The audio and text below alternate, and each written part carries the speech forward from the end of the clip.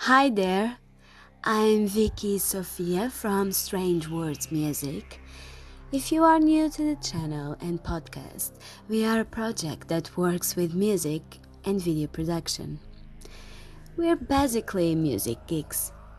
We love what we do and you can check us out at Facebook, Instagram, YouTube, you name it. So today we are talking about what we like to say the Wilder files. And we will be focusing at what Alan says about being on tour during the DEPECHE times. The main source is the Q&A on the Record website. The questions are all made by fans through devotees. So this is my first recording, so I hope you guys like my voice and our question selection. So let's start this. I will begin with this one because it's almost tragic and fun at the same time. So let's go to the first question. It is true that you and Martin were about to crash whilst in an airplane during the devotional tour? As Alan Wilder answered, Martin and I were on a flight from Dallas to the Caribbean when after 20 minutes or so there was a loud bang and I think all the oxygen masks came down. It was some kind of pressurization problem. There was a fair amount of panic and the air hostesses, tearfully embracing one another, didn't exactly inspire confidence. The pilots had to turn around and we sat through a hair-raising 20 minutes as the plane tried to make it back to Dallas. Later on, we were reliably informed that had we been at a proper cruising altitude, this would have been a major incident. We end up getting blind drunk in the airport, eventually hiring a private plane at a great expense, and woke up in the sunshine of West Indies with a headache. So next question. My boyfriend and I were watching Devotional last night, and though the performance is haunting indeed and quite powerful, it really made us cringe to see the way Dave carry on. I mean, stage diving? What goes through your mind when you look back at him during that period of time? Alan's answer? It's hard to say. Looking back with the aid of hindsight, there are good and bad elements of any stage of the show, and we were responsible for them. I think Dave had a very demanding job to go out there every night and engage the audience, so it would be unfair to criticize him for a particular move, no matter how much of a rock cliche it was. Okay, next one. We heard that DM played a spontaneous gig of Sofad songs in Hamburg bar before it's released. True or not? Alan? Sort of. Not really a gig, but more of a drunken sing-song, which I believe did include renditions of a couple of new songs, amongst a lot of others. It was quite a common thing for myself and Marty to take over the piano in hotel bars. Next one. When DM toured, I got a chance to go backstage a few times, but most of the time only Fletch and Mart were there. So where were you and Dave? Alan answered, I was often around after the show, although I like to spend a bit of the time having a shower and relaxing with a greyhound. Not in a biblical sense, of course, before going into the hospitality area. Dave tended to stay in his dressing room, but sometimes he'd be around. Another fan question. So, about how long is the time spent typically from when the last lights come up at the last encore of the last gig on tour until your head hits on your own pillow at Rancho Wilder? Let's check the Alan's answer. Off stage at about 11:30, couple of vodkas, a chicken leg, a shower, and unwind until 1 a.m. hospitality until 2:30, back to hotel 3 a.m., go to a club or end of tour party till 5, 6, carry on at the hotel till 7, 8, 9 or 10 or longer than that, fall asleep on the sofa, wake up fully clothed, crawl into bed, get up later that afternoon feeling like that, and realize I haven't even started packing and I've got 20 minutes before I have to leave for the airport. Carrying on sleeping on the plane until a hostess tells me I'm on British soil. Hang about shivering while waiting an eternity for my luggage. Talk rubbish to an English cab driver until he drops me at my home, at my front door. Find a pile of letters, a broken boiler, half a pint of rancid milk in the fridge, and a note telling me to go to the shops. Go to bed. Yes, we all know how boring was on these tours, especially the devotional tour. So this next question is kind of funny. During the Some Great Reward tour, you had a hitting pad which had the word pass writing on it. What's the message behind this? Alan? No idea. I do remember it though. Probably something to do with their Belmont. That was a good one. Well, moving on. What is like being on tour? It is interesting, or does it get boring after a while? And do stars really get treated so special on tour? I mean, that they have nothing else to worry about except their music, for instance. So let's listen to Alan's answer. Well, at whatever level you tour, from a new band starting out to a big act like DEPECHE Mode, there are pressures. It isn't exciting to be able to visit so many different places and meet new people, but constantly traveling and hotel life can get you down.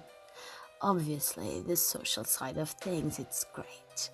Clubs and restaurants want you to frequent their establishments and will lay everything on you. The downside of this kind of treatment is that it's very easy to get carried away and lose track of reality. And it's very true, the life on road, it's like living in a bubble. As far as the shows go, it can get boring playing the same things night after night, which is why variation in the stage show can be so important. And as for having nothing to worry about, just because you are 8,000 miles from home doesn't mean you don't have to pay your own bills and keep a check on family life. So this is one of my favorites. Listen, girls. So, any tips on getting backstage at a DM concert? Let's see what Alan says about this. Dress up as a female for a start. As a bloke, you've got no chance. Now about 101. What was your reaction when you saw more than 70,000 people at the Rose Bowl in '88? Alan's answer. Both these occasions were obviously high points in my career, and both somewhat unexpected in their turnout. The Rose Bowl performance wasn't actually one of our best due to monitoring problems, but it certainly gave us a lot of credibility back in Europe, where nobody could ever quite believe our popularity in the States. Next question. What hotel did or do you normally stay in when you're in Los Angeles? Let's see Alan's answered. Listen, in this case. Alan, most of the time with the mode, we used to stay at the Sunset Marquis. The last time I was in LA, I stayed at Nico in Beverly Hills. I think Dave had a lot of partying at the Sunset Marquis before and after devotional tour. Well, moving on. Well, this is an interesting one. How did it feel to have a laser inserted in your member? Did the South African nurse have a nice uniform? Alan? Well, as you know, Mr. Balmonte, I was asleep during the operation. Although, if you have ever thought about how it would feel to urinate pins and needles, then you can imagine what the after effects felt like. One's member requires a couple of weeks recovery time before being fully functional again, so the attire of the South African nurse was largely irrelevant. We all imagined that. Let's go to the next one. When a big band like DM goes on tour, do the actual band members receive a weekly brown envelope containing their wages, or did the four of you have to wait until the tour was over before you divided up the loot? Let's listen to Alan's answer. With a touring business as large as ours, it can take anything up to 2 years to tie up all the accounts, pay taxes, and make a proper financial distribution of profits to the directors, just like any other business, in fact. Another question. Do you have any specific memories of the Crystal Palace show? And Alan says, I remember the after show party very well. It must been just a calm cup of tea with mates, of course. Next one. So, I find it interesting that bands like U2 and the Stones seem to mount more and more aggressive and lengthy tours with each album released. Any thoughts on how they have been able to keep it together? Alan, touring is a big business. Merchandising alone can earn a small fortune, so financial benefits of a long tour are very enticing. The longer you keep a production on road, the easier it becomes to create an healthy profit margin. But of course, we all seen how lengthy touring can take its toll on individuals. Yes, we know. Starting by you leaving, Alan. Don't take me wrong. I love Alan, and for me, he would be in the band today. So, next one. Was there any question? Was there any tension during the recording of Violator and the World Violation tour, which carried over into the Sulfide recording tour? Alan? Tension is a normal state at certain times for any band, and we were no exception to the next question. How did Jonathan Kessler go from accountant to a spiritual advisor? And Alan answered, he became more and more involved in the coordination of the tours, and his skills go way beyond pure financial organization, as his tour negotiations invariably involved talking to record companies and promoters. It was for him a natural progression towards management. He is the kind of manager who does not get involved in the musical or artistic aspects of the band, but rather excels at public relations and people management. I love his mustache, by the way. Next one. For the devotional tour, DM had an on-the-road psychiatrist. Was this person used often, and did you ever use him or her? Alan said, I think everyone went to see him at one stage, apart from Dave. Well, Dave was in his own world, as we know, right? This next one is quite funny. It is true that someone was inside your piano in the last gig of the devotional tour. Any funny memories about that special gig? Alan? Well, the guitar tech emerged, to my surprise, from the shell of the piano during somebody, I think. This is a typical last date of the tour prank, as has become tradition amongst the rock and roll touring fraternity. We also experienced tour managers turn backing vocalists in drag, Andy Franks, etc. Other favorites include talcum powder on the drum skins, Mr. Mop coming on with a broom to sweep the stage during David's finest moment, and exposed arses at the side of the stage. Oh, how we laugh. This was a good one. Next one. Why did DM tour twice in the USA and only once in Europe during the last tour? Alan answered, the second leg took in outdoor venues, sheds, which attract a summer crowd and are very different to the indoor arena shows. Dave has been in several fights and be busted. Martha stripped in public and be busted. Fletch is Fletch and skipped a tour. Where's Alan Wilder's most embarrassing tour moment? Come on, you can tell us. Alan? Oh, I've had my fair share, but I'm not willing to divulge to the sordid details. Next one. On 1st of July in 1998, you answered to Giontia Tonino about your funny memories from the devotional tour. What did you mean by Dave's finest moment?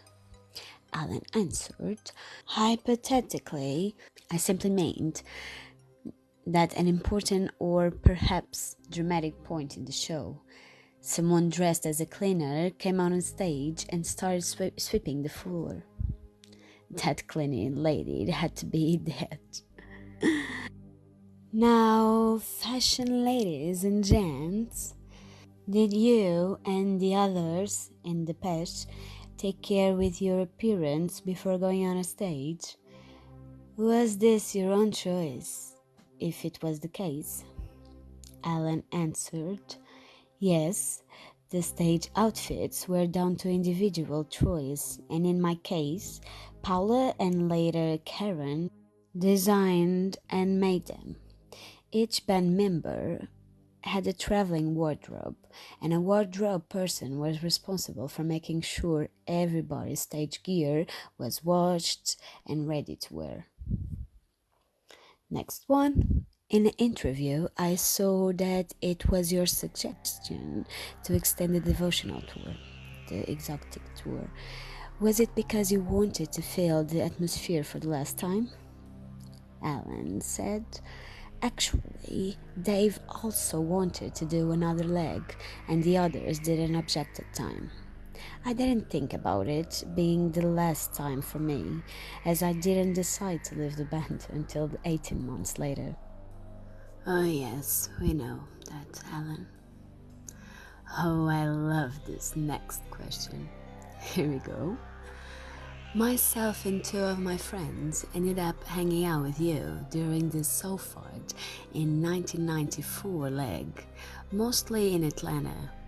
One of my mates, Debs, or your special friend, enjoyed exchanging insults with you, although the psychotic banter got too much for her, I guess. I was just wondering if you have any recollection of us. Let's see what Alan said. Obviously, I've known so many special friends over the years that they all merge into one scantily clad, drilling and dribbling mass. The memories. Actually, yes, I do remember you, by the way. Did he have to stay in the cells overnight? Well, no comments. Moving on. Do you miss being in front of an audience? Alan said, me, lovely, without an audience. Unthinkable, darling. Just show me the stage and I will be there. Well, we miss you, that's for sure. Maybe someday. Well, next question. From all your DM touring, which stage set was your favorite? Alan, quote, the World Violation stage was great when the films were there, and I also loved the 7 screens on the devotional tour, although I wasn't so keen on the 4 abstract shapes at the back of the set. End of quote. I personally love the devotional stage, by the way. It's so beautiful. Next question. What was your reaction when you saw Dave's stage dive back in '93?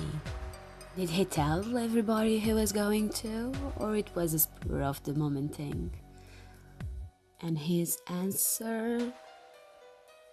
He never announced that he was intending to do it, but you can see the idea brewing in his mind over the course of several gigs, so it was no surprise when he went for it. Quite a moment, brilliant, with the back vocals that in your room, gives me goosebumps. So another good one. A friend of mine told me back in 1993 how she was asked to come backstage after the show in Houston, October.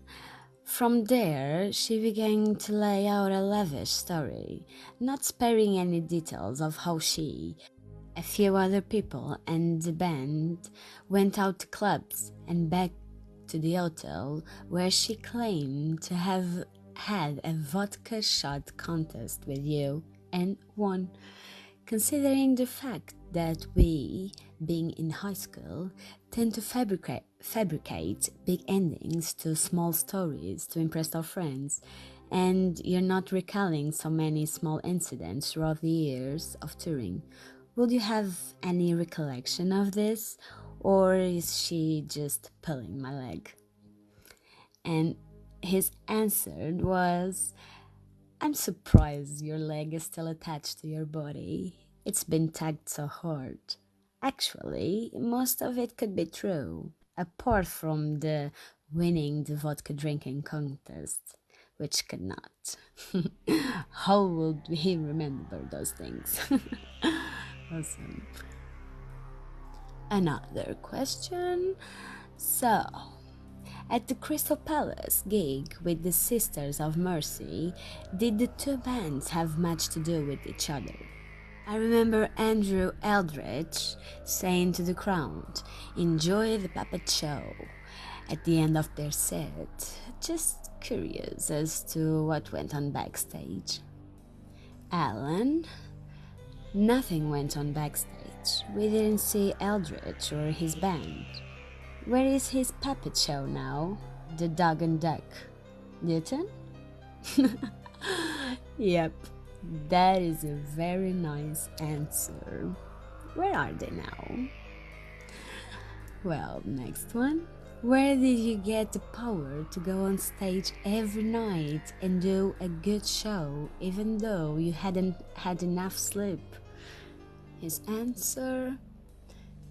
Oh, it wasn't so tough. Many people would give their limbs to have the opportunity. You can just decide to have a night off just because you feel a bit tired, and once on stage, a natural adrenaline rush will always see you through. 18 months on the devotional tour must have been hard for them. Yeah, we know it was for all. So, next one. What was a typical day on the road like? Alan? For a band member in the US, for example, check out the hotel at 1 or 2 p.m., travel to local airfields, fly by a private jet with immediate entourage, about 12 people, to the next city. Arrive at 4 p.m. approximately, go straight to gig for sound check, back to hotel at 5 p.m. to a quick sauna or a workout if there was time, and leave for gig about 7:45 p.m. Be on stage at 8:39 p.m. and off stage at 11 p.m. Followed by hospitality and night on the town until the early hours. Well, not the worst life in the world.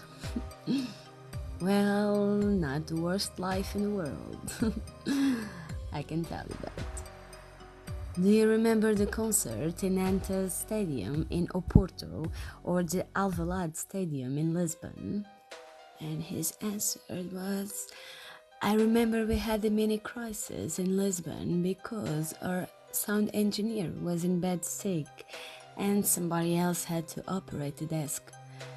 They did a great job though, and I remember the audience response was very good. I believe I saw some footage of that concert. It's called the Oporto Fire or something. There was no curtains because of the wind, but there was a lot of light and fire, like a football match.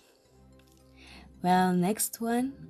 I am from Singapore and I understand that DM performed here during the devotional tour, where the band members given a hard time with the customs and immigration officers regarding narcotic issues. Since we all know what's going on with Dave and his heel habits at that time. Well, Alan? No, they managed to get us all the drugs we requested.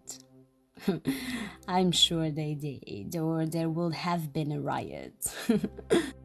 Well, next fan question. I'm rather naive, but what part do drugs play in life of a band on the road? I mean, could you have had fun without getting drunk? Don't you think that lots of fans will be disappointed reading Steve Mallon's DM biography because it heavily highlights the presence of drugs? Are you for or against the complete openness regarding stories of DM members' habits like having drinking and drug addiction? Alan answered, I really don't know how to answer your question, Francois. Suffice to say, we are talking about a rock and roll band, not a local church youth club.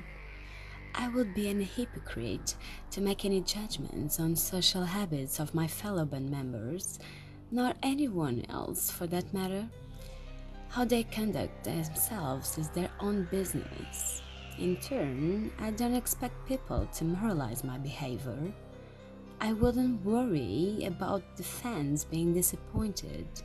If the mode represents a little too much drugs, sex and rock and roll, there is always Cliff Richard. Oh dear Cliff Richard. That was nice. So here it is. I hope you guys enjoyed it as much as I did. I will leave the link of this Q&A on the description box. So this was my first recording, so I hope you guys to be nice on me. See you next time, and if you have any topic suggestions related to any band, just let us know, please. This was Vicky Sophia of Strange Words Music. See you next time. Bye bye. Kisses.